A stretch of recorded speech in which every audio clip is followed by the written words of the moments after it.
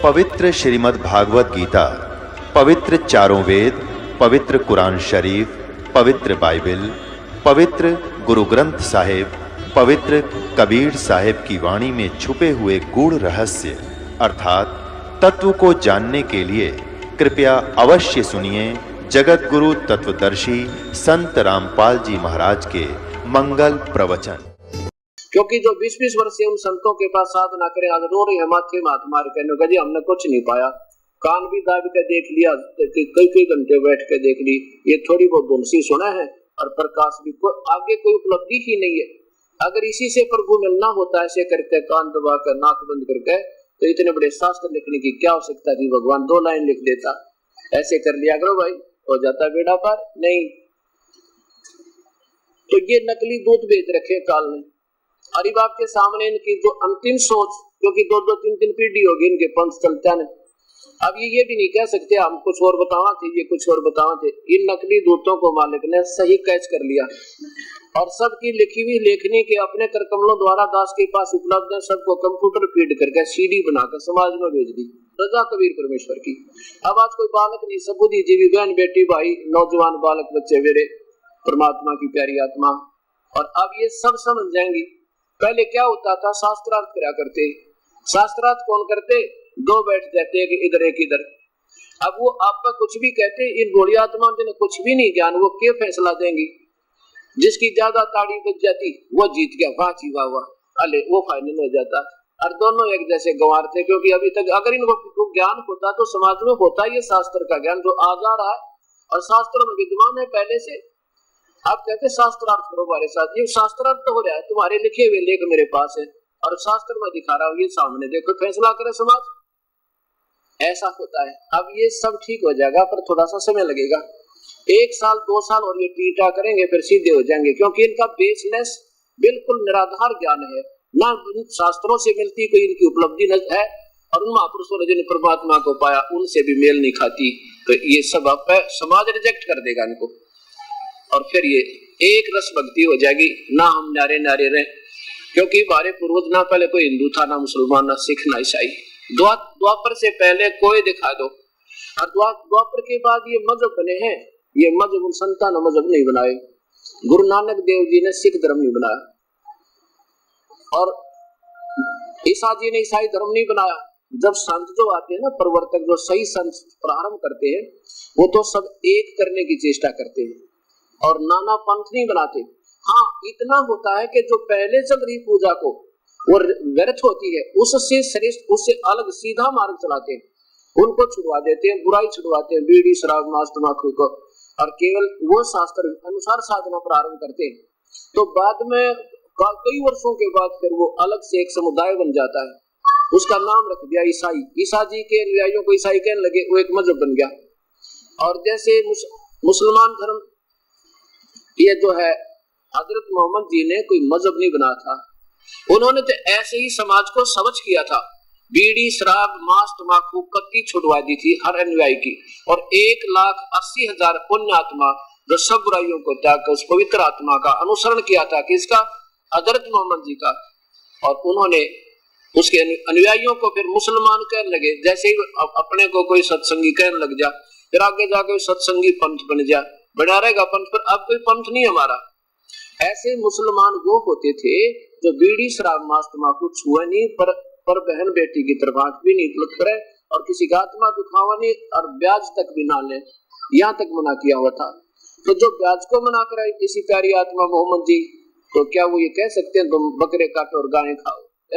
ये तो अपने आप बना दिया। उनके लिए क्या कहा कि नबी मोहम्मद नमस्कार है, राम रसूल कहाया, 1,80,000 को सौगंध जिन्नी कर चलाया। वो तो 1,80,000 उनके अनुयायी बने थे, और कहते कसम है उन्होंने तो कभी ऐसा जुल्म नहीं किया जो मांस मिट्टी खाई हो, कभी नहीं खाया उन्होंने। अब मेरा भाव ये कहने का, न ही कोई सिख धर्म गुरु नानक देव जी ने बनाया था, ये तो 10वें गुरु गोविंद सिंह जी, जब ये भी हिंदू थे, गुरु गोविंद सिंह जी, और देवी के पुजारी थे, उसमें कोई ऐसी समस्या आ गई थी कि मुसलमान लोगों ने हिंदुओं को जबरदस्ती मुसलमान बनाना शुरू कर दिया। क्यों कर दिया? उन्हें कोई शौक नहीं था बनाने का। उन्होंने, उनके गुरुओं ने ये बता दिया कि भी जो पूजा हम करें ना मुसलमान धर्म में, ये सही है, और ये दूसरे देवताओं की पूजा करते हैं, गलत है। क्योंकि ऐसे ही ईसा जी ने भी आन देवताओं की पूजा छुटवाई थी, हजरत मोहम्मद ने भी दूसरे देवताओं की पूजा छुटवाई थी। ऐसे ही हर जो महापुरुष आए हैं, जैसे परमात्मा कबीर साहब आए, जिन्होंने समाज को सही दिशा दी है, उन्होंने ऐसा ही किया। तो मुसलमानों ने ये सोच रखा था कि हिंदू तो और देवी देवता पूजते, ये बेचारी आत्मा बॉडी ये गलत रास्ता पकड़े हुए, इनको क्यों ना हम मुसलमान बना के इनको सतमार्ग दे दे, जैसा उन्होंने अपने सतमार्ग को घना बढ़िया मान रखा था। अच्छा, फिर जैसे उनकी ये दृष्टिकोण था, जैसे बच्चे को दूध ना पीवे तो माँ बोलो बुला के या जबरदस्ती ले बेटा पी पी पिला देती है, और या जैसे बालक बीमार हो माता पिता पकड़ कर जबरदस्ती भी इंजेक्शन लगा देते हैं, चाहे वो रोए चाहे राजी रहे, तो वो काम बन जाए उसका, वो स्वस्थ हो जाए। ऐसे दृष्टिकोण से मुसलमानों ने अपनी क्रिया को हिंदुओं से अच्छा मानकर, क्योंकि ये आन उपासना करते हैं, इसलिए जबरदस्ती भी अगर ये हम सतमार्ग दे देंगे तो इनका भला होगा, सोचा दिन नहीं था। और मुसलमान आप ही कति गलत साधना कर रहे, वो महापुरुष के जो अनुयायी थे, कौन मुसलमान, उसके हजरत मोहम्मद जी के, और हजरत मोहम्मद कौन था, ये शिव जी का पुजारी था, ये शिव के लोक से आया हुआ गण था, एक बहुत अच्छी आत्मा थी, उसके द्वारा भेजा गया था, और वो शिव का उपासक था। और पिछले संस्कार अच्छे थे, क्योंकि जो देव लोग आते हैं, देव ऊपर के लोगों से, उनमें कुछ पिछली बैटरी चार्ज होती है, उनकी शब्द में भी शक्ति होती है, तो वो भी शिव का उपासक अपने को उसने भी नहीं पता तो कहा की भक्ति कर रहा है, और उधर से उसने ये सोच लिया कि और पूजा छुड़वा के और एक ही पूजा में लगा देता हूँ। अब ये मुसलमान भी शिव के उपासक तमोगुण के, और ये भी पूजा ठीक नहीं, इन्होंने अपनी पूजा को अच्छा मानकर इसलिए हिंदुओं से मुसलमान बना रहे थे। गुरु गोविंद सिंह ये कहा करते, भाई देखो हमारा ज्ञान हम दे रहे हैं, तुम अपना दो, जो ये अपनी स्वेच्छा का मार्ग है, जबरदस्ती करना इस भक्ति मार्ग में कभी नहीं चले। और खबरदार जब तुमने ऐसी गलती करी है तो उससे फिर संघर्ष हो गया था, जिसके कारण उन्हें एक समुदाय बनाना पड़ गया था समाज रक्षा के लिए, बाद में उसका सिख नाम दे दिया। अब गुरु गोविंद सिंह जी ने कहा, अब कभी उन 10 महापुरुषों ने मांस खाया था? नहीं खाया। गाजर मूली की तरह लड्डू जलेबी बना रखी, न मांस खाना, शराब पीना, दूध का बेला समझ रखा, दूध का कटोरा। अब उन महापुरुषों ने कभी ये शिक्षा दी थी या स्वयं किया था ये काम? फिर सिख कहाँ हो जाता? सिख तो वो है जो अपने पूर्वजों का अनुसरण करें, उनके कदमों का कदम रखकर चले।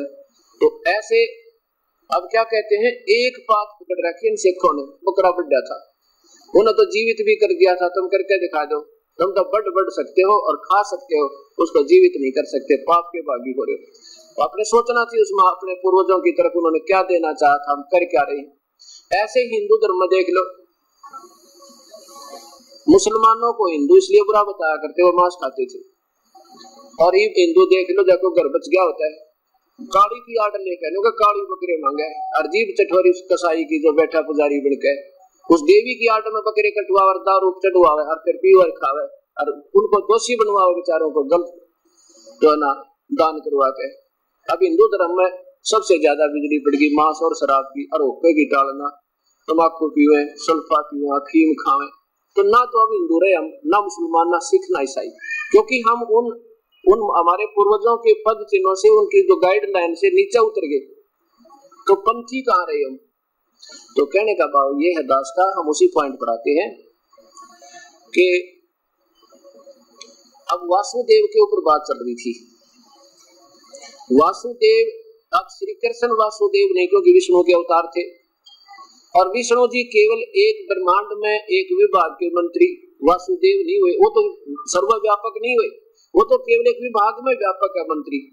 और इनके पिता एज ए चीफ मिनिस्टर 21 ब्रह्मांड में रोल करे, अपने हर ब्रह्मांड में वो स्वयं मुख्यमंत्री का रोल करता है, अलग अलग ब्रह्मा विष्णु महेश रखता है। और वो ब्रह्म जो है केवल एक 21 ब्रह्मांड में व्यापक, वो भी सर्वव्यापक नहीं, और विष्णु भी सर्वव्यापक नहीं, क्योंकि विष्णु जी के अवतार श्री कृष्ण जी, वो भी सर्ववासुदेव नहीं हुए। अब फिर देखिए ब्रह्म और परब्रह्म के, ये है सब ब्रह्मांडों का एक लघु सांकेतिक चित्र है। ऊपर तो अनामी लोग, फिर अगम लोग, और फिर नीचे अलग लोग। ये तो वैसे अंदाजा सा वैसे रखा शायद, क्योंकि जगह के अभाव की, क्योंकि हमने इसको जिसको बता लेना है उसी को विस्तृत करना होता है। अब ये है सतलोक, ये सतलोक, और इसमें ये है वासुदेव भगवान पूर्ण ब्रह्म सतपुरुष कबीर साहब, ये वासुदेव है, ये है वो वासुदेव, ये पूर्ण ब्रह्म अकाल मूर्त सब स्वरूपी राम सतपुरुष परम अक्षर पुरुष पूर्ण ब्रह्म, इसी को कहते हैं। ये सतलोक में रहता है, यह एक निज स्थान मालिक का ओर है जहाँ पर ये विराजमान होता है। तखत है इसका, यानी वो बहुत बड़ा गोमज बना हुआ है। यहाँ देखिए नीचे ये है वो, नीचे फिर यही आइए, यहाँ पर है वो 21 ब्रह्मांड काल के जो अभी देखे थे आपने, ये 21 ब्रह्मांड काल के जो अभी आपने देखे थे, ये समझो, और जिसमें ये एक ब्रह्मांड है। अब ये ब्रह्मांड ये समझो, अब यहाँ आएगी आपकी फिर वही उसी समय आ जाएंगे। अब ये एक ब्रह्मांड है, इस एक ब्रह्मांड में ब्रह्मा विष्णु महेश केवल एक स्वर्गलोक पृथ्वीलोक और पाताल लोक में विभागीय मंत्री इनमें व्यापक है बस। और फिर इसके पिताजी के 21 ब्रह्मांड देखो, ये तो यहाँ आगे एक ब्रह्मांड में और एक ब्रह्मांड में भी एक विभाग के मंत्री, और ये काल जो है केवल 21 ब्रह्मांड में व्यापक है, सर्वव्यापक नहीं। अब ये देखो स्थिति, अब ये वो 21 ब्रह्मांड अभी आपने देखे, ये काल के, ये केवल इसमें व्यापक है, ये भी वासुदेव नहीं, सर्वव्यापक नहीं। और फिर ये देखो 7 संग ब्रह्मांड पार ब्रह्म के, ये 7, ये ब्राउन कलर दिखा है, ये 7 संग ब्रह्मांड ये है पर ब्रह्म के, यानी अक्षर पुरुष के, ये भी सर्वव्यापक, ये भी वासुदेव नहीं, ये भी केवल इतने ब्रह्मांडों में व्यापक है। और ये देखो वासुदेव सर्वव्यापक, सर्वव्यापक यानी अपने सारे ब्रह्मांडों में भी व्यापक, पर ब्रह्म के 7 संग ब्रह्मांडों में व्यापक, और काल के भी 21 ब्रह्मांडों में, और इन ब्रह्मा विष्णु महेश के विभाग में भी यही व्यापक है। ये है वो वासुदेव। अब देखो जैसे अपने एक स्टेट में ऐसे मंत्री भी होते हैं, फिर मुख्यमंत्री है, तो ये सर्वव्यापक नहीं है, केवल अपने विभाग में अपने क्षेत्र में व्यापक है। प्रधानमंत्री फिर सारे देश में व्यापक समझो। मान लीजिए पूरी पृथ्वी का कोई राजा हो, एक चक्रवर्ती राजा हुआ करते पहले, तो वो समझो सर्वव्यापक। अब हम अपने देश के राष्ट्रपति और प्रधानमंत्री को की तरफ संकेत करेंगे कि वो समझो सर्वव्यापक, वो है वासुदेव। तो अब उस प्रधानमंत्री की तुलना में एक प्रांत का मंत्री क्या अहमियत रखता है, और इसको कोई वासुदेव बताओ, मंत्री को कोई प्रधानमंत्री बनाओ एक स्टेट के मंत्री को, तो वो शिक्षक ठीक नहीं, उसमें जानकार नहीं कती, वो अनजान आदमी बुकार है आपको, और फिर उसके नौका जा मैं तेरा काम करा दूं, तो वो कति मूर्ख समझना। तो इन संतों को ऐसे जानना होगा आपने कि ये कहे तो हम सतलोक बतावांगे, एबीसी का ज्ञान नहीं, तो ये नकली है ना, वो उनसे मिले भी नहीं है जिनसे मिलाना चाहते, वो आपको धोखा दे रहे हैं, वो अप्रोच ही ठीक नहीं है। अब पवित्र गीता जी के अध्याय नंबर 7 के श्लोक नंबर 19 का ऐसे समझना है। क्या कहते हैं, बहुनाम जन्मानाम ज्ञानवान माम प्रपद्यते, बहुत जन्मों के बाद ये बुद्धिजीवी लोग मेरी पूजा करते हैं, कोई ज्ञानी आत्मा, और वो वासुदेव सर्वमिति ये बताने वाला, तो वो संत बड़ी मुश्किल में लगा अर्जुन, बहुत मुश्किल, अति सुदुर्लभ। आज वही बात आपके सामने आ चुकी है। जब थोड़ा सा भी दिमाग समाज में होगा ना, भक्ति की तरफ इंटरेस्ट होगा किसी का, अब चूकेगा नहीं, कोई बच्चा भी लाइन पकड़ जाएगा। देखिएगा श्रीमद् भगवत गीता, ये गीता प्रेस गोरखपुर से प्रकाशित है, अध्याय नंबर 7 का श्लोक नंबर 19 देखो। 18 तो आपने देख लिया, 18 भी आपने देखा, अनुतमाम, या इन्होंने अनुतम का अर्थ क्या लिखा, अति उत्तम है तेरेगी, अति उत्तम, अनुतम, अनुतमा माने अति उत्तम होता है कभी। अब 24वें श्लोक में इसी लेखक ने अप्रिय कलम से अनुतम का अर्थ क्या लिख दिया, अति, अनुतम, ये ठीक लिख दिया, अनुतमम, अति, अनुतम, अनुतम लिख देते यहाँ पर, चलो बात खत्म हो जाती। अनुतम का अर्थ अनुतम, और यहाँ अनुतम का अर्थ क्या लिखा है, अति उत्तम। ये देखो अनुतमा माने अति उत्तम, और वहाँ अनुतम माने अनुतम। अनुतम तो ठीक है, तो पढ़ गए भगवान अपनी भक्ति ने अनुतम तो बता ही नहीं सकता, फिर और किसकी करेंगे। इनका सारी समझ में आई को कहानी, क्योंकि ये सर्वज्ञ नहीं थे, ये ज्ञानी नहीं थे, ये संत नहीं थे, ये तो असंत था जिनको अपने सिलेबस का पता नहीं, संत बने बैठे। ये देखो, तो कहने का भाव ये 19वां देखो, बहुनाम जन्मानाम अंते, बहुत के जन्मों के अंत में को ज्ञानवान माम प्रपद्यते, बहुत ही बुद्धिजीवी ज्ञानी, और भी कभी किसी जन्म में सूत बैठा, मेरी भक्ति कर ब्रह्म तक ना नीचे वाली भक्ति हो जे रहते। और आगे क्या लिखा, वासुदेव सर्वमिति, ये बताने वाला कि वो वासुदेव परमात्मा को सर्वव्यापक भगवान है ना, पूर्ण ब्रह्म, वो है सब कुछ, सर्वम सब कुछ, उसी वही पूजा के योग, वही पाप कर्म काटने वाला, मौत टालने वाला, उम्र बढ़ाने वाला और काल की कारागार से छुड़ाने वाला, बंदी छोड़ वो है। ये बताने वाला स महात्मा सो दुर्लभ, वो संत बड़ी मुश्किल से मिलेगा। अब देखो कल मैंने 24 तक आपको 23 तक बता दिया था, अब 24 में क्या कहता है ये काल भगवान, यही 7वें अध्याय का 24वां श्लोक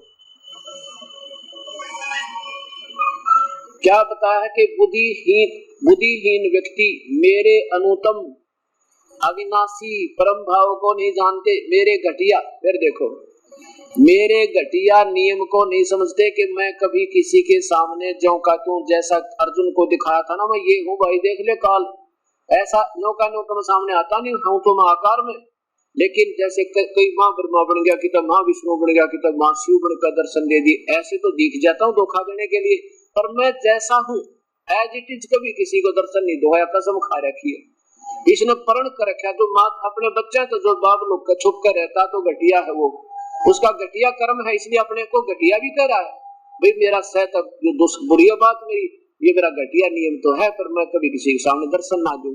इसका ये कहने का भाव कि बुद्धिहीन पुरुष मेरे अनुतम यानी घटिया अश्रेष्ठ अविनाशी परम भाव को नहीं जानते। अव्यक्तम, अब देखो इन्होंने तो ऊट पटांग लिख दी, मन इंद्रियों से परे मुझ सच्चिदानंद परमात्मा को मनुष्य की भांति जन्म कर, हाँ ये ठीक है, मनुष्य की भांति जन्म कर। अव्यक्तम माने मैं कभी, जो एज इट इज व्यक्तिगत होते हैं ना अपने, जैसे कहते हैं भाई आप उनसे मिले हो, अखा मैं व्यक्तिगत रूप से जानता हूँ, यानी अव्यक्त का मतलब वो कभी ऐसे व्यक्तिगत रूप से कभी किसी को एज इट इज दर्शन नहीं देता। और ये अनजान लोग मुझे मनुष्य की भांति यानी कृष्ण समझ रहे होंगे, मैं कृष्ण नहीं हूँ, मैं कृष्ण नहीं बोल रहा, मैं तो काल बोल रहा हूँ, और मैं एज इट इज कभी किसी को दर्शन नहीं देता, और मैं बोल रहा हूँ कृष्ण में, लिए मूर्ख लोग मुझे मनुष्य की भांति जन्म लेकर व्यक्ति रूप में, व्यक्तिम यानी व्यक्ति रूप में मनुष्य जैसा, ये मनुष्य जैसा जाने मुझे कृष्ण मान रहे हैं, मैं कृष्ण नहीं हूँ, मैं तो अपना ये रूप कभी किसी को ना ताकि दिखाऊं, ना पहले दिखाया, आज ये तेरे तय दिखा दिया।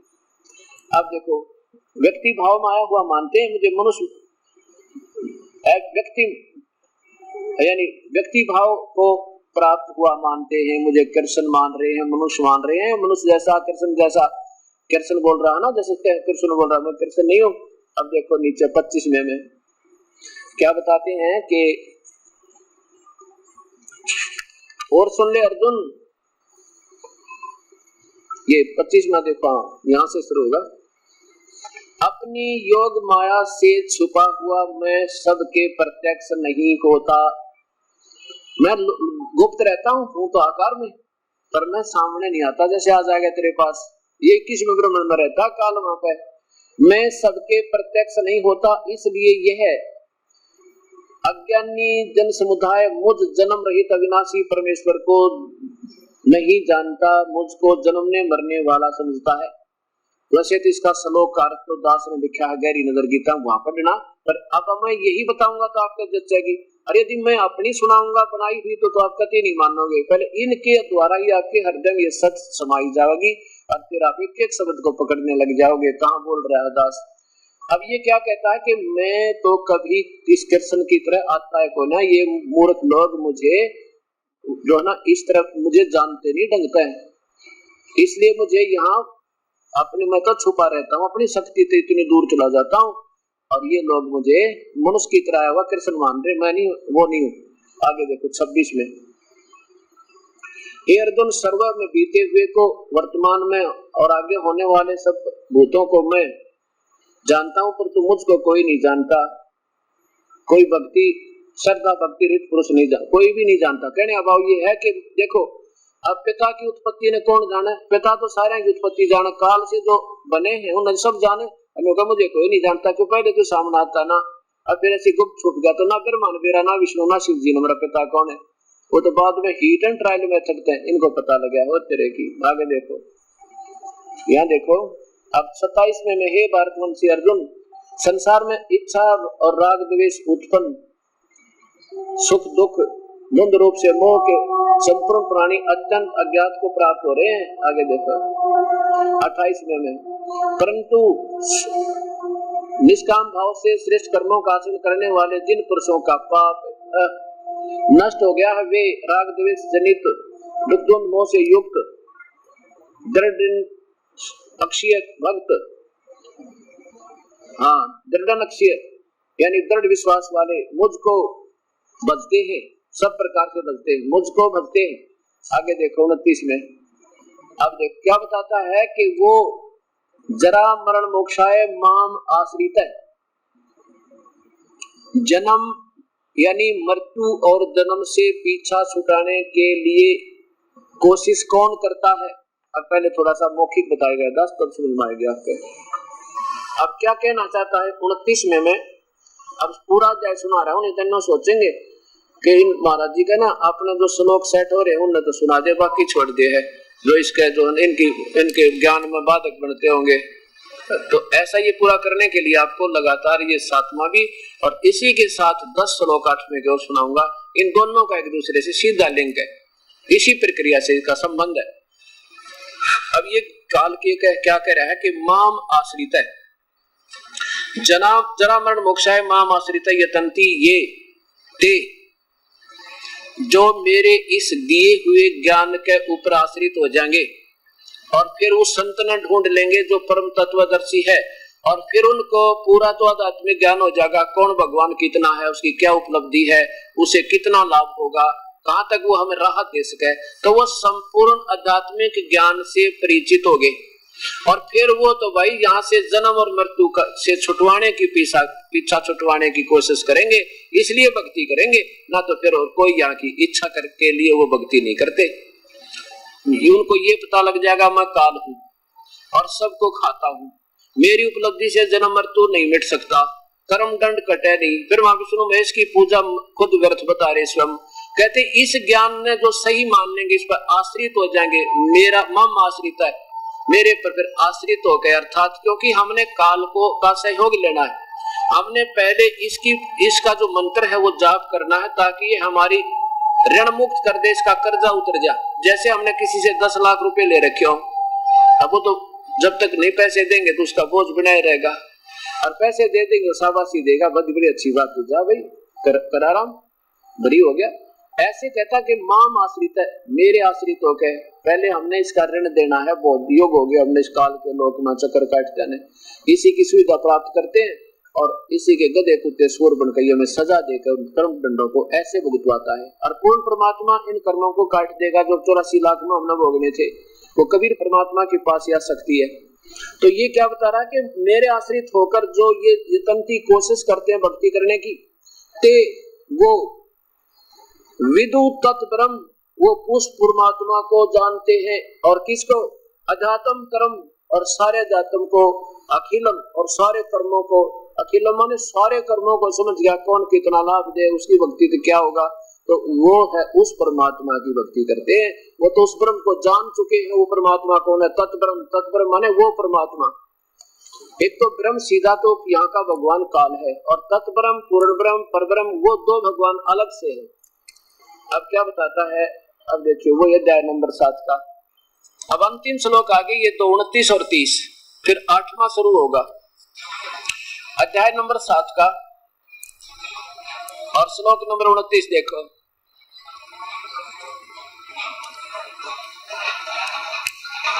ये देखो 29, जरा मरण मोक्षाय माम आश्रित यतंती ये ते वे, ते माने वे, तत् ब्रह्म विद, वो उस परमात्मा को जान चुके, और कर्तृष्णम माने सारे अध्यात्म को, सारी भक्ति मार्ग को, और अखिलम कर्मम और सारे कर्मों को जान चुके हैं, जो यहाँ से पीछा छुटवाने के लिए ही भक्ति करते हैं। अब देखो 29 में क्या लिखा है, इनकी हिंदी देखो,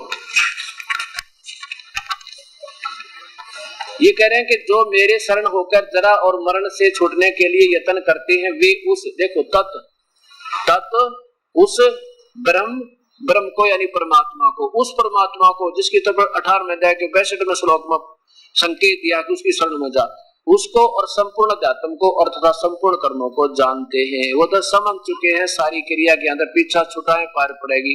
असंग जन्म हो गया हमने पशु और पक्षी बनत्या ने, असंग जन्म हो गया जन्मते और मरत्या ने।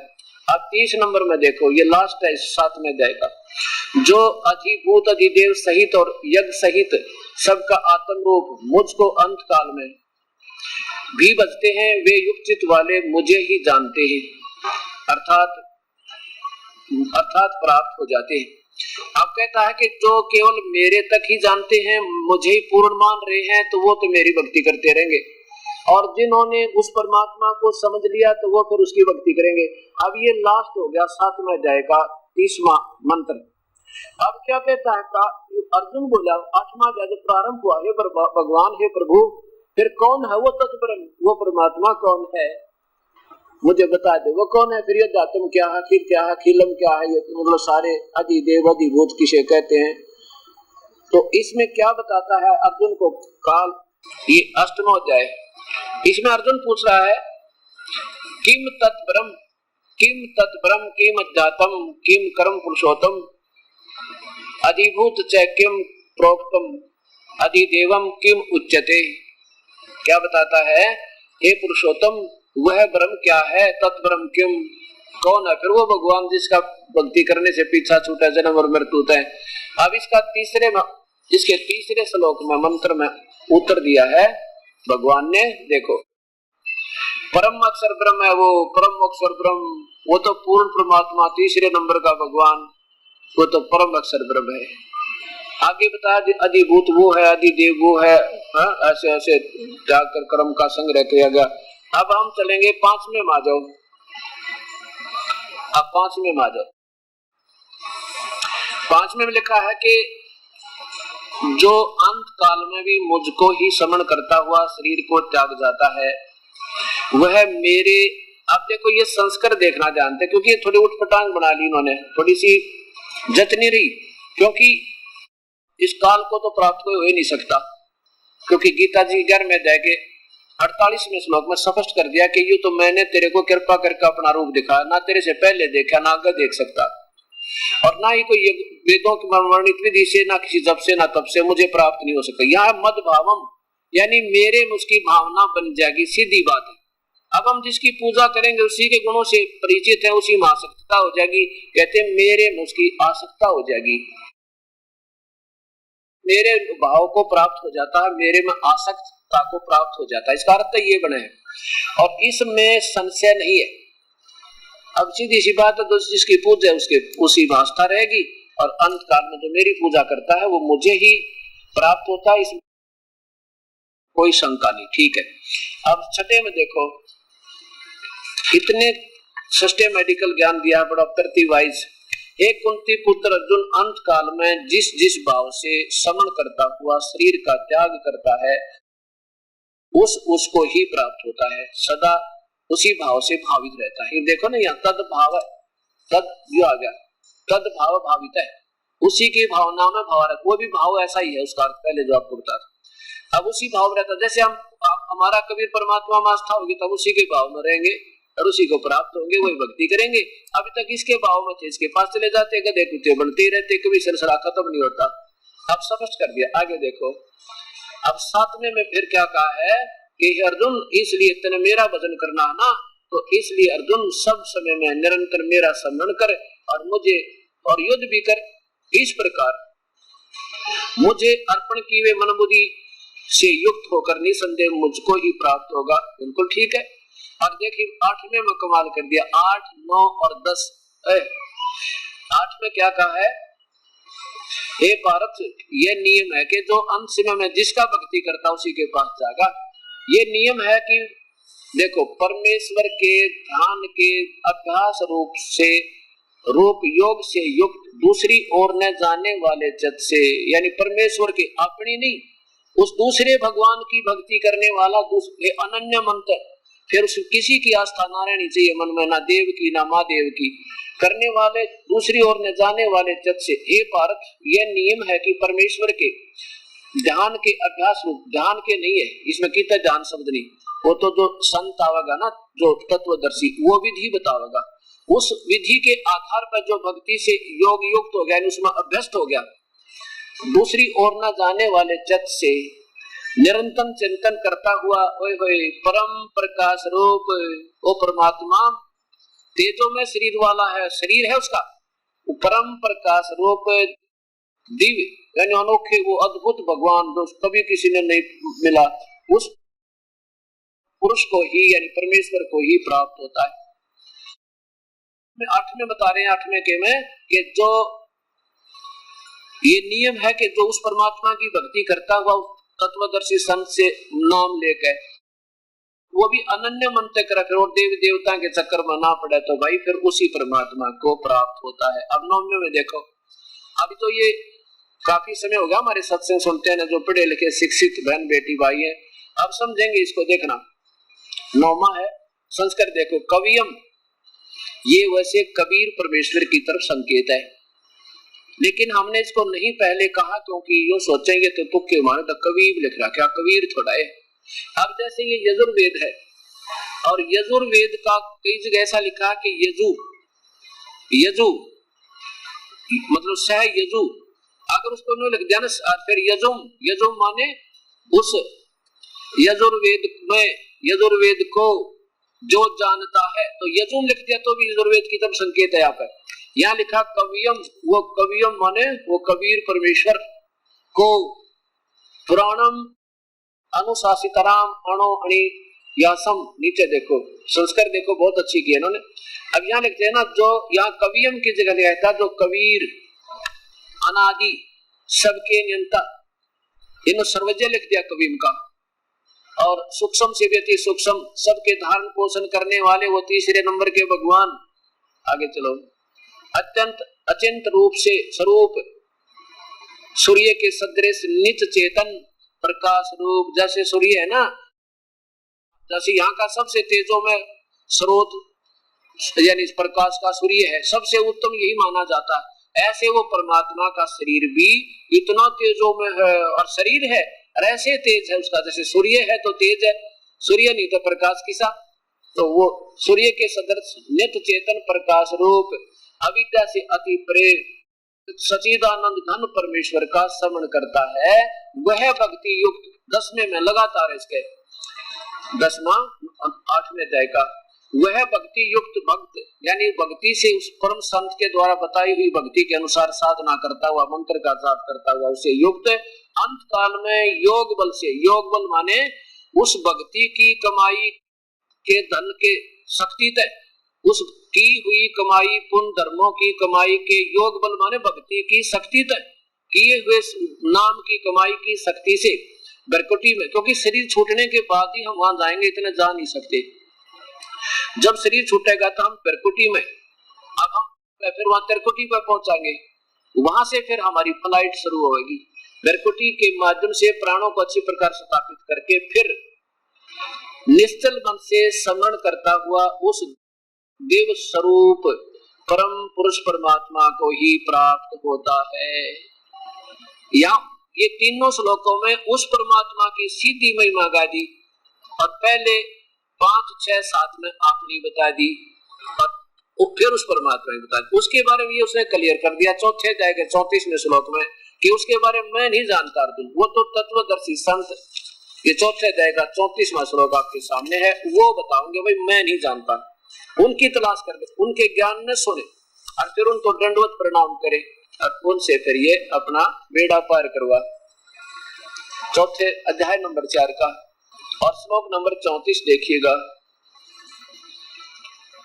फिर क्या कहता गीता बोलने वाला भगवान कि उस ज्ञान को तू तत्वदर्शी ज्ञानियों के पास जाकर समझ, उनको बड़ी बाती दंडवत प्रणाम करने से, उनकी सेवा करने से और कपट छोड़कर सरलता पूर्वक प्रसन्न करने से परमात्म तत्व को भली भांति जानने वाले ज्ञानी महात्मा तुझे उस तत्व ज्ञान का उपदेश करेंगे, उनके पास जा।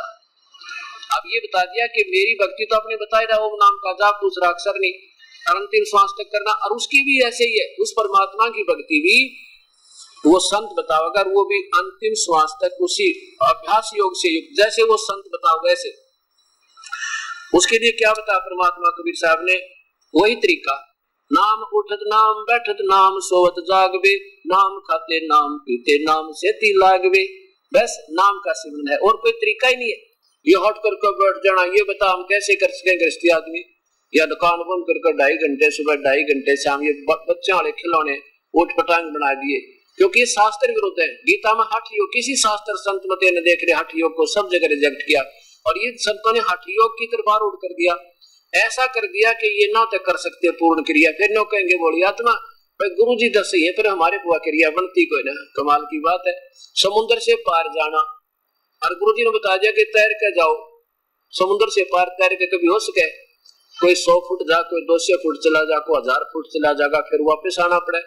भाई गुरु जी ने तरीका तो सही बता रखा, पर भाई हमारी हिम्मत कोई नहीं, फिर वो तरीका ही गलत बता रखा तुम्हारे को। आपने बैठना था जहाज में और करा दिए हुए हठ योग, तो उस जहाज में बैठने के लिए कमाई चाहिए पैसे, तो अब नाम की कमाई करा के आपको राम नाम के उस परमात्मा वाले जहाज में बैठाएंगे, और फिर पार हो गए यहाँ से, कैसे हो सके। तो इस प्रकार कबीर साहब कहते हैं, कहता हूँ कई जाते हो सुनता है सबको, भाई सुमरण से भला होएगा ना तो भला ना होए। कबीर सुमरण सारे है और सकल जंजाल, आज अंत मत सो दिया दूजा देखा ख्याल। अब ये क्या बताऊं, सुमरण ने 2.5 घंटे बैठकर सुमरण करो, क्यों करे, कान बंद करके आवाज सुन ले, सुमरण हो रहा है, फूटे बाग मारे। सुमरण तो नाम श्वास से करना है, उस अभ्यास कमाई करनी है नाम के जाप की। अरे से तो नाम भी छूट गया, वो बकवास देखनी अंदर की। अब मिलना प्रधानमंत्री इधर सुनो, उसके बाद जे बाजता है के तो कोया। अब हमने मिलना भगवान से, देखो प्रकाश उसकी लाइट चल रही होगी, तब वह देख ली तो के तो बना। हमने मिलना मालिक से, सतपुरुष से मिलना, काल मूर्त से मिलना, वो अकाल मूर्त से शरीर है, मनुष्य जैसा है, आंखों देखे महापुरुष जी ने सतपुरुष मिला, उन्होंने प्रमाण दिया ठोक कर, उनकी गवाही आज उनकी वाणी है। जैसे आदरणीय धर्मदास जी, आदरणीय मलुकदास जी, आदरणीय दादू साहिब जी, आदरणीय गरीबदास जी, आदरणीय गुरु नानक देव जी, इन 6 महापुरुषों ने आंखें देखा सतपुरुष को, और उनकी आज भी वाणी उनके साथ प्रमाण दे रही, गवाही दे रही, आंखों देखी कि हमने परमात्मा को देखा, सतलोक में देखा, मनुष्य जैसा उसका तेजो में शरीर है, और करोड़ सूर्य मिला दे करोड़ चंद्रमा, वो भी फीके उस परम पिता के रूप एक रोमकूप का गए। और वही काशी माजुला बन के ये ठोक का प्रमाण दे रखा है महापुरुषों ने कि वही काशी माया। आदरणीय रामानंद जी ने काशी वाले ने देखा, और ये सतलोक की महिमा गाने वाले संत कभी आपको बहका रहे हैं, इनको ABC का भी ज्ञान नहीं, सतलोक और सचखंड के बारे का इन्हें देखा भी निकट भी नहीं पहुंचे था। इनकी व्याख्या दिखाऊंगा आपको सामने, परमात्मा रोने दिल करे 2 घंटे बैठ गए। इनको ये नहीं बता सतनाम किसे कहते, सतलोक किसे कहते हैं, लोग वो सतनाम, वो सतलोक, वो स्वार शब्द है, और वो भाई जो है ना सब सतपुरुष टूटे भाग मारे।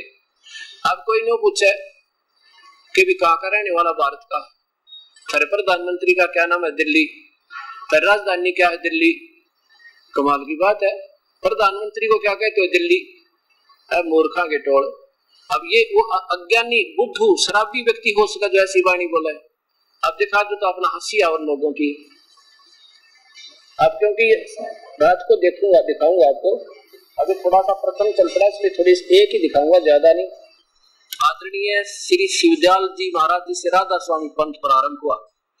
उस खुद कुल मालिक माने है ना ये इस प्रवर्तक, मैं हमारा राधा स्वामी पंथ का सबसे बड़ा महापुरुष ये हुए, उनकी वाणी दिखाता हूँ आपको। औरों की जगह आपको समझ में आ जाएगी वो कौन कितने पानी में। ये देखो, सारवचन राधा स्वामी नसर यानी वार्तिक, कहां से प्रकाशित है, राधा स्वामी सत्संग व्यास। और यहां देखो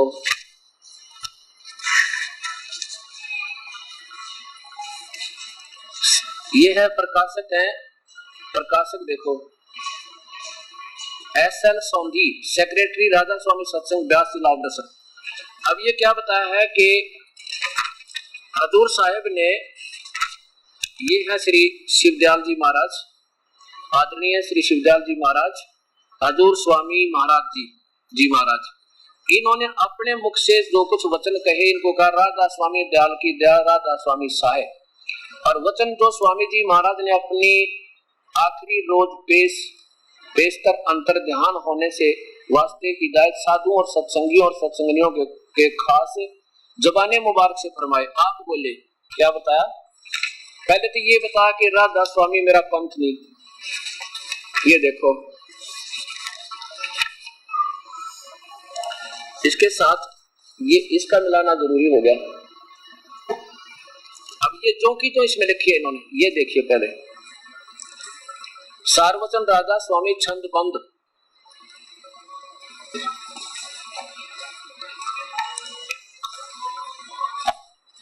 ये कहां से प्रकाशित है? नीचे देखिए, अदूर जी स्वामी और नीचे राधा स्वामी सत्संग व्यास।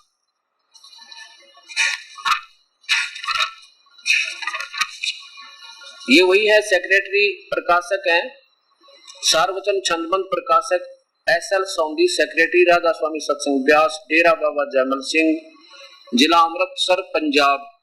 इन्होंने भी भूमिका में ये लिखा है कि परम संत है, भूमिका ही है, परम संत हजूर स्वामी जी महाराज की, जिनका नाम नामी सेठ शिवदयाल जी था, भादो सुदी अष्टमी के दिन संवत 1875 विक्रमी संवत 25 अगस्त 1818 ईस्वी को वक्त करीब 12:30 बजे रात महला पन्नी गली शहर आगरे में प्रकट हुए थे।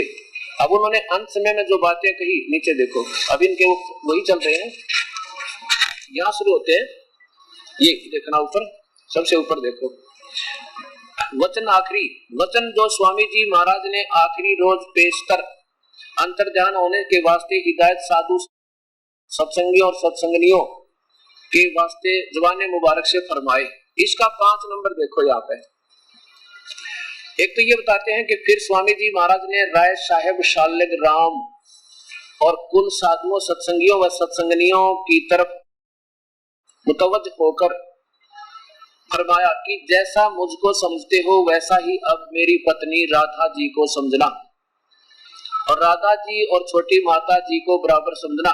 इसमें ये नहीं लिखा मेरी पत्नी, वैसे मैंने हिंट दिया है, वो कहा कि राधा जी को ऐसा ही समझना। और नीचे संकेत है इन्हीं का कि असली नाम माता जी का, इनकी धर्म पत्नी जी का माता नारायणी देवी जी था, लेकिन चूंकि सेठ प्रताप सिंह साहब जी साहब जिन्होंने ये वचन लिखे हैं उनको राधा जी के नाम से पुकारते थे, इसलिए यहाँ राधा दर्ज है।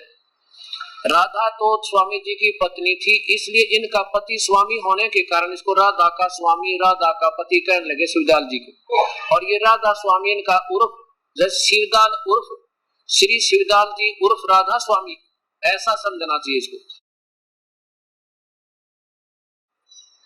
अब 14 नंबर में क्या कहा है, सेठ प्रताप सिंह की तरफ मुतवज्जह होकर कहा, फरमाया कि मेरा मत तो सतनाम और अनामिका था। अब देखो इस महापुरुष के वचन, सबसे पहले महापुरुष है, कितने विचले हुए।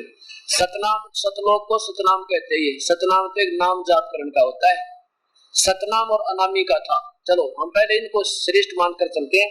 ये कहता है मेरा तो सतनाम और अनामिका था और राधा स्वामी मत सालिग्राम का चला हुआ है, इसको भी चलने देना और सत्संग जारी रहे और सत्संग आगे से बढ़कर होगा। फिर देखो कि मेरा मत तो सतनाम और अनामिका था और राधा स्वामी मत तो सालिग्राम का चला हुआ। अब जैसे कोई कहे मैं तो जा रहा हूँ राजधानी दिल्ली में और ये दूसरा जा रहा काला पानी, क्योंकि वो तुझसे अलग हो गया। अब फिर कभी ना मानता था कुएं में पड़ने दो, जाने दो उसको, क्योंकि जब गुरु के वचन से अलग से पंथ चला दिया तो उसी से गुरुद्रोही तो वो खोए दिया जिसने राधा स्वामी पंथ चलाया। तो ये सब कुल मालिक के वचन से कट जाने से भी ये वैसे ही यहाँ से दिशा गलत होगी और खुद बना करते हैं दुखी होकर संत का आकर जो ना मानता दिखा। जैसे गुरु नानक देव जी को किसी ने गले मार दिए, पत्थर मारे किसी गांव में, तो उन्होंने कहा भी वसते रहो, वसते रहो। आगे जाके किसी ने जो है ना रोटी खवाई, बढ़िया सेवा की, सारा दिन सारी रात पंखे झुलाए, सेवा की, और सुबह चलते बोले रब करे तुसी उजड़ जाइयो। अब वो 2 सेवक रहा करते, वो कहने लगे गुरुदेव एक शंका आ गई मन में, अब पूछ बेटा क्या बात है। पता था उन्होंने कहा ये कहाँ तक सोचेंगे। आपने उनको तो आशीर्वाद दे दिया जो आपके गले मारे थे, बसते रहो, और जिसने इतनी सेवा करी गुरुदेव आपने जो है ना ये बददुआ दे दी, अब उजड़ जाइयो। तो बोला बेटा बदुआ नहीं दी, उनको तो ठीक आशीर्वाद दिखवा दिया कि एक जगह मरे रही हो कि तो बाहर जाकर और ना खराब कर दो, यही बस दे रही हो, बाहर मत जाइयो, क्यों एक का गांव पे गिरा रहेगा। और उनको आशीर्वाद दिया जाओ उजड़ जाइयो, दूर जाओगे वो अच्छी आत्मा सोहान और समझाओगे, अच्छी शिक्षा अच्छा आचरण होगा तो अच्छा असर बनेगा। तो ऐसे शिवदयाल जी ने रोते हुए दुखी होकर कहा था राजा मेरा मत तय है नहीं, पर इसको भी चलन दो, क्यों मानते हुए दिखे नहीं थे, उनका अंत समय आ गया था। जब सालग्राम उसके समय पर नारा पंथ बना लिया उनके जीते जी, फिर काहे के वो गुरु रहे, काहे के शिष्य हुए। अब रही बात इस महाराज जी की, जो ये स्वयं महापुरुष श्री शिवदयाल जी, इनको कितना सतलोक पाया होगा और कहां तक इन्होंने दर्शन हुए होंगे, ये आपके सामने दिखाऊं। जिन्हें नौनी बेरारा प्रधानमंत्री किसे कहते हैं और राजधानी किसे कहते हैं, अब आपके सामने आओगी इसी में। अब देखो ये वही है दूसरी वाली, वो तो मैंने रख दी है क्योंकि इसमें नीचे हिंट न काट रखा था कि उसको राधा स्वामी कहते हैं, क्योंकि ये खत्म करते जाएंगे तथ्यों को, और इससे पहले हमारे पास बुक हो गए सारे कंप्यूटराइज्ड हो चुके। ये देखो इसमें इन्होंने वो नीचे टिप्पणी काट दी कि राधा जी उसी को कहते थे, उनकी धर्मपत्नी को, और इसमें ठीक है तो दोनों तीनों को मिलाकर के एक मार्ग को लाना पड़ेगा। राधा स्वामी सार्वजन नसर, सार्वजन राधा स्वामी नसर यानी वार्तिक, राधा स्वामी सत्संग व्यास से,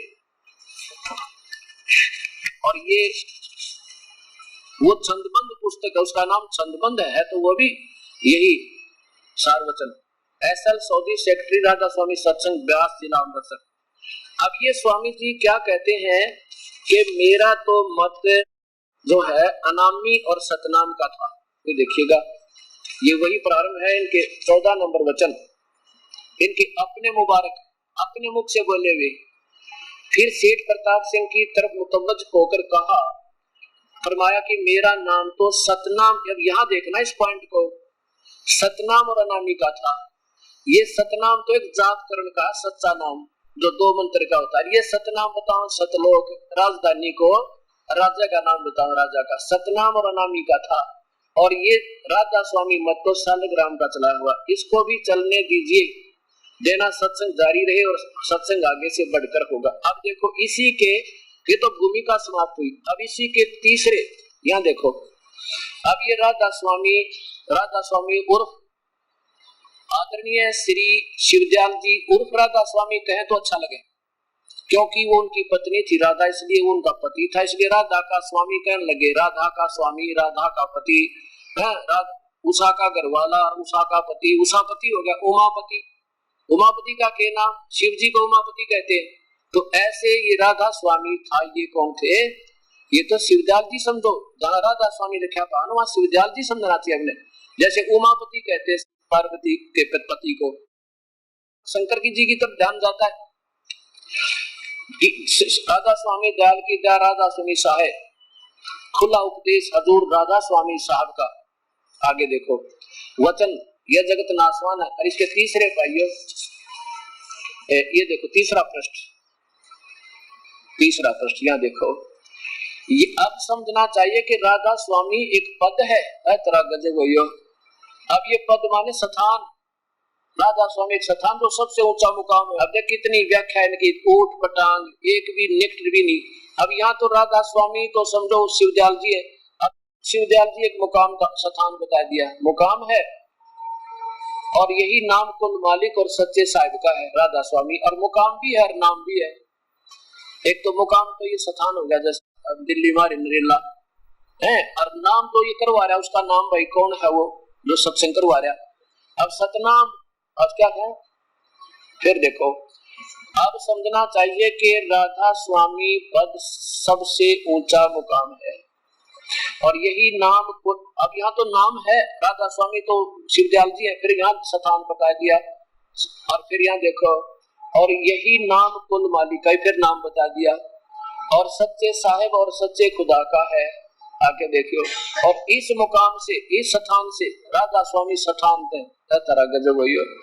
2 स्थान नीचे सतनाम यानी सतलोक, अब फूटे भाग मारे, सतनाम का मुकाम है, सतलोक है, सतनाम का मुकाम है, जिसको संतों ने सतलोक, सचखंड, उस सतनाम को बता रहे, सतनाम को जिसने के बताया, सतनाम को सतलोक भी कहते हैं, सचखंड भी, सार शब्द भी, और सत शब्द भी, और सतनाम भी, और फिर सतपुरुष भी करके बयान किया है। तरह गजब ये है परमात्मा।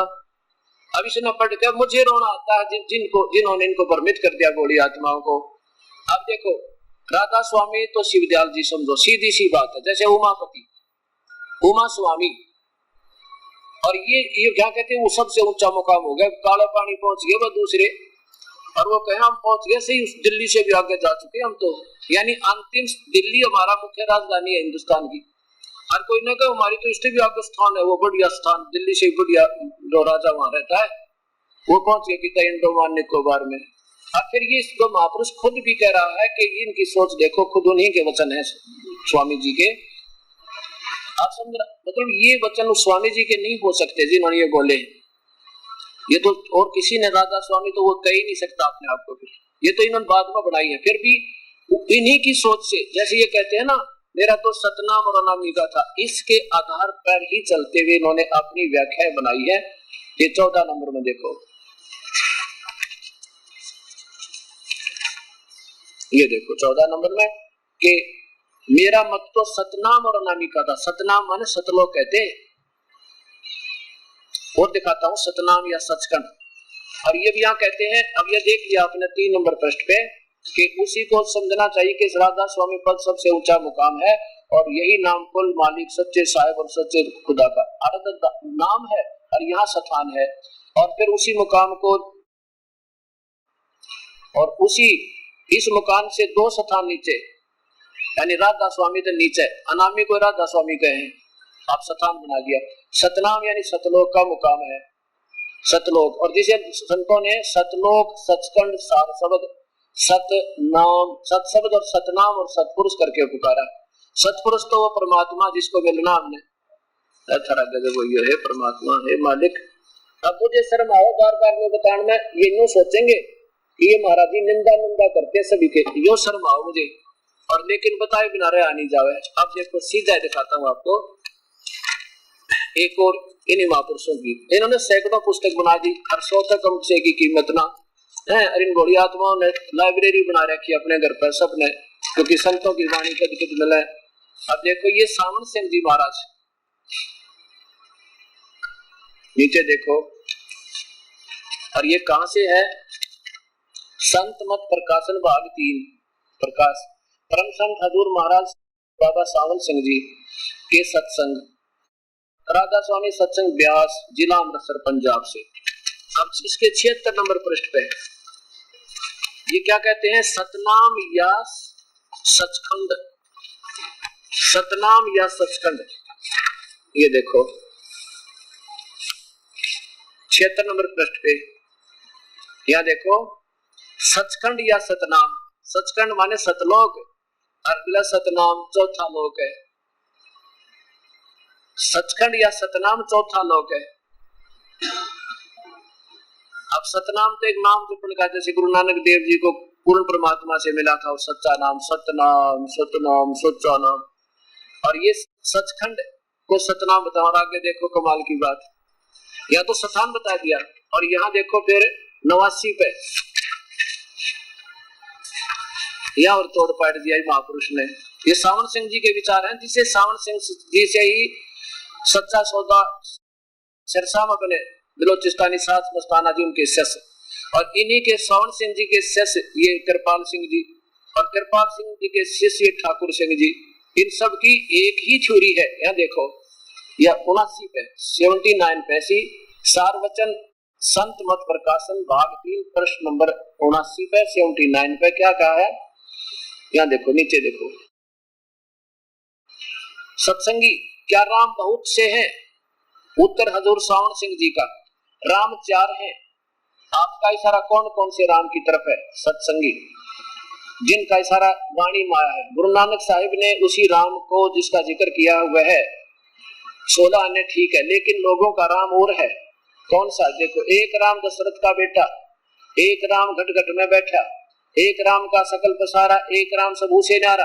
अब देखियो पहला राम महाराज दशरथ का बेटे थे, त्रेता युग में आए थे, उनसे कोई काम नहीं सरे। आगे देखो, दूसरा राम मन जो घट घट में व्यापक है, और तीसरा राम ब्रह्म जो सारी त्रिलोकी में को पैदा करता है, पाताल और पालता और नष्ट करता। चौथा राम सतनाम है, तारा गजब हो। चौथा लोग सतनाम, ये सतपुरुष भी सतनाम तो सतान बताओ, अने को चौथा राम सतनाम। ए परमात्मा, ए परमेश्वर, ये कहाँ ले गए इन भोली आत्माओं को? अभी न समझाओ तो नाराज हो जाने क्या हमारे गुरु जी की निंदा करें भोली आत्माओं, जो नबीरा काल के जाल से निकलने का समय आने लग रहा है। अब ये इन महापुरुषों ने फिर पाया क्या होगा, ये सोचने की बात। इसने ये नहीं मालूम दिल्ली क्या चीज है, प्रधानमंत्री कैसा होता है? और कहते वो कोई पूछे भाई कहाँ से आया है, कहाँ जाओगे? अगर हिंदुस्तान की राजधानी में बड़े ठाठ है, क्या नाम है उसका? दिल्ली। और प्रधान वहाँ भगवान के साथ, भगवान तो है ही नहीं, राजा तो है ही नहीं, निराकार है, फिर राजा का क्या नाम है? दिल्ली। अच्छा, प्रधानमंत्री किसे कहते हैं? दिल्ली को। अरे तेरा गजब हो है परमात्मा, अब शर्म मुझे आवे लिखी इनने। और एक नंबर के महापुरुष सारे वर्ल्ड में इनका नाम हो रहा, एक नहीं। अब ये एक ही संकेत बहुत होता है। हजूर स्वामी शिवदयाल जी की जब व्याख्या है, फिर साथ में सावण सिंह जी, श्री जयमल सिंह जी के सीधे से सावण सिंह जी, और सावण सिंह के बाद ये जितने भी पंथ बन रहे हैं उन्हीं से बने। अब ये सोचना है कि ये भोली आत्मा कहाँ ले जा रहे हैं इन भोली आत्माओं को, क्योंकि स्वयं भी नहीं पता इनको कि तुम कहाँ जा रहे हो, कहाँ ले जा रहे हो, और कितना दोष लगेगा इनको इन भोली आत्माओं का जीवन बर्बाद कराने का। ना तो भक्ति छोटी, ना कोई धर्म कर्म, ना कोई शास्त्र में कुल साधना, ना कोई मंत्र ठीक इनका। तो दोनों दोषी हो जाएंगे इन पुण्य आत्माओं को गुमराह करने के, और जो गुमराह होगे वह सीधे नरक जाओगे, क्योंकि भक्ति ना बनी तो व्यर्थ हुआ। तो ऐसे बात है। अब जो प्रसंग अपना चल रहा है कि पूर्ण परमात्मा जो है उसकी भक्ति करने से उसी के पास जाएंगे, और अन्य भक्ति हम करते हैं तो हम नहीं जाएंगे। अब हमने उस परमात्मा को पाने का तरीका केवल नाम जाप है, और दूसरा तरीका है ही नहीं। उसी को कैसे बताया? जैसे काम करते करते लेट गए तो लेट गए, चलते हो तो चलते फिरते, बस में बैठ गए, ऐसा समझ देंगे आपको। सतनाम किसे कहते? सच्चा नाम है। सचखंड सतलोक है, सचखंड वो धाम है, स्थान है जहाँ हमने जाना, जो कभी खत्म नहीं हुआ। और सतनाम तो एक जाप करण का मंत्र होता है, ये सतनाम भी वही बताओ और सचखंड भी वही बताओ।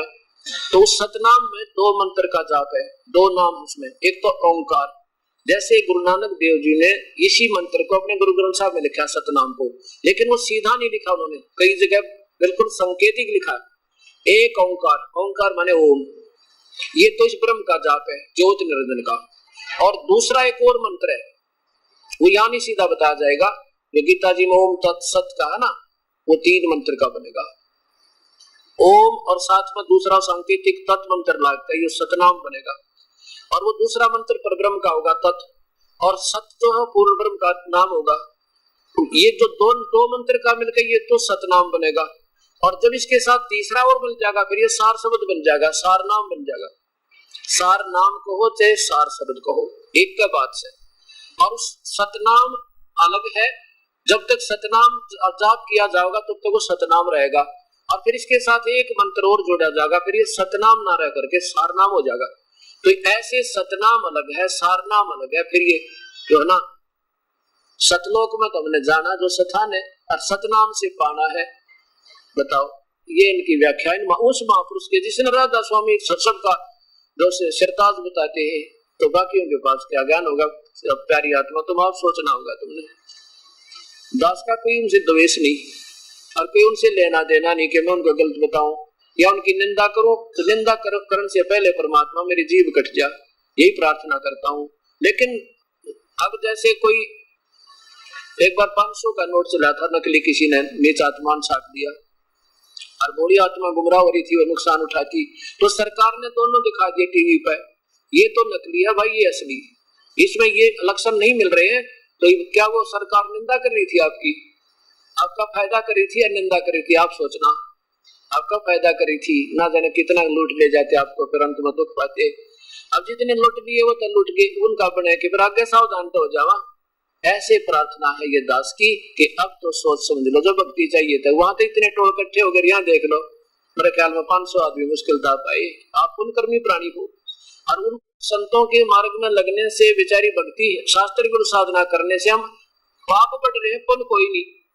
इसलिए पाप पुण्य कर्मी प्राणी करा सके, वो दूसरा आ नहीं पाएगा। लेकिन कुछ समय में क्या होगा कि आप उनको समझाओगे जा जाके, और आपके सत्संग से, आपके वचन सुन के उनके जो कुछ सत्संग ऐसा होता है, कुछ ऐसे वचन सुनने से उनका जो वो अज्ञान अंधेरा है वो हट जाएगा, और फिर उस परमात्मा की कथा सुनने से कुछ पुण्य बन जाएंगे उनके, उस परमेश्वर की कथा सुनने से भी पुण्य बनते हैं, और फिर वो आने लग जाएंगे। थोड़े दिन में देख लेना, या बैठा नहीं दिखा करूंगा आपको, इतनी संगत होगी।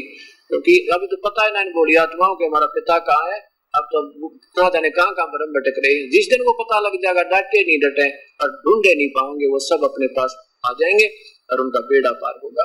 कोई गुरु बदलने में कोई पाप नहीं, किसी को कोई पाप नहीं है। पहले तो ये गुरु कैसे जिसने यो नहीं मालूम हमने जाना का मार्गदर्शक सही नहीं तो जाए उसको उनको छोड़ने में पाप के साथ वो तो पुण्य होगा आपको, बल्कि आपकी जान बच जाएगी। और जैसे एक डॉक्टर से इलाज ना होता, दूसरा बदलता, तीसरा बदलता, 6 बदलने पड़ते हैं, जान बचाए तो पार पड़ेगी। ऐसे ही गुरु बदलने में कोई पाप नहीं। बोलो सतगुरुदेव की जय।